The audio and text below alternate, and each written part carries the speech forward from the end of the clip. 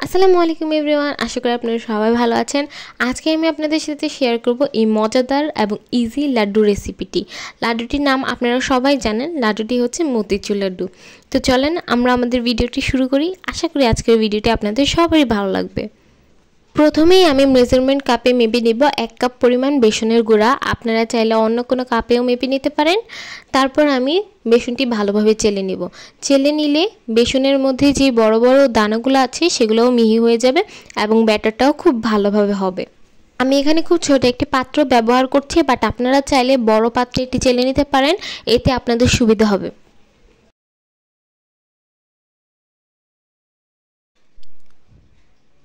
আপনারা দেখতেই পাচ্ছেন এখানে কত সুন্দরভাবে বেসনটি মিহি হয়ে গেছে চালার কারণে। এখন আমি এখানে দিয়ে দিব আধা চামচের মতো লবণ এবং 1 চামচের মতো সয়াবিন তেল। তারপর এটাকে আমরা ভালোভাবে মিক্স করে নেব। আপনারা চাইলে হাত দিয়েও করতে পারেন বা চামচ দিয়েও ভালোভাবে মিক্স করে নিতে পারেন। মিক্স করে শেষ হলেই আমি একটু একটু করে পানি অ্যাড করব। প্রথমেই খুব বেশি পানি অ্যাড করবেন না, আস্তে আস্তে পানি অ্যাড করলে আপনাদের ব্যাটারটা খুবই ভালো হবে। ব্যাটারের কনসিস্টেন্সিটা ঠিক এরকম হবে, আপনারা এর বেশি পাতলা করবেন না বা এর বেশি ঘনও করবেন না। এখন আমি এখানে ফুড কালার ইউজ করছি, আপনারা চাইলে করতেও পারেন বা নাও করতে পারেন, এটা পুরোপুরি অপশনাল। ফুড কালার আমি ভালো করে ব্যাটারের সাথে মিক্স করে নেব এবং মিক্স করা শেষ হলে আমি ব্যাটারটি 10 থেকে 15 মিনিটের জন্য রেখে দিব।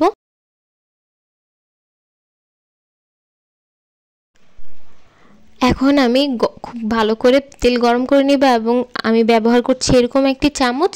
তারপর আমি চামচটি দিয়ে ব্যাটারটি ভালো করে গরম তেলের মধ্যে এভাবে ছেড়ে দিব। আশা করি আপনাদের বুঝতে কোনো সমস্যা হচ্ছে না। আচ্ছা, আপনারা কি জানেন যে মতিচুর লাড্ডুকে কেন বলা হয় মতিচুর লাড্ডু?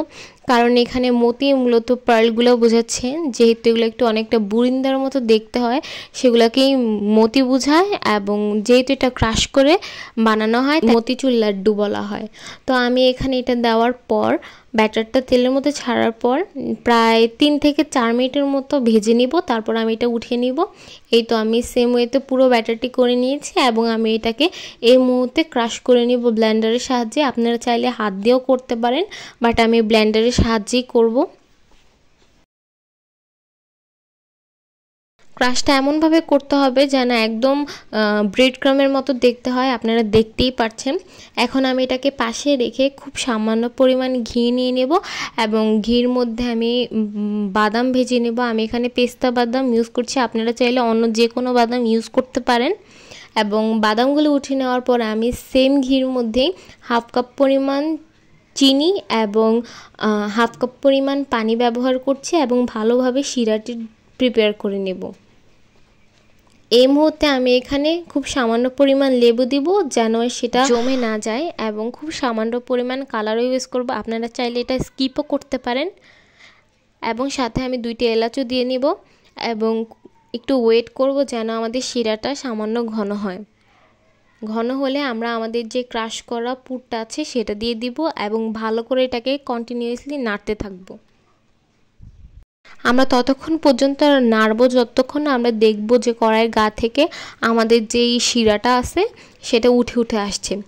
তো উঠে আসার সময় যখন এই যে এই কনসিস্টেন্সির আসলে আমরা আমাদের ব্যাটার যেটা আছে ওটা উঠিয়ে নিব এবং পুরের মধ্যে আমি এখানে দিয়ে দিচ্ছি যে পেস্তা বাদামগুলো আছে সেগুলো দিয়ে দিচ্ছি এবং ভালোভাবে মেখে নিচ্ছি।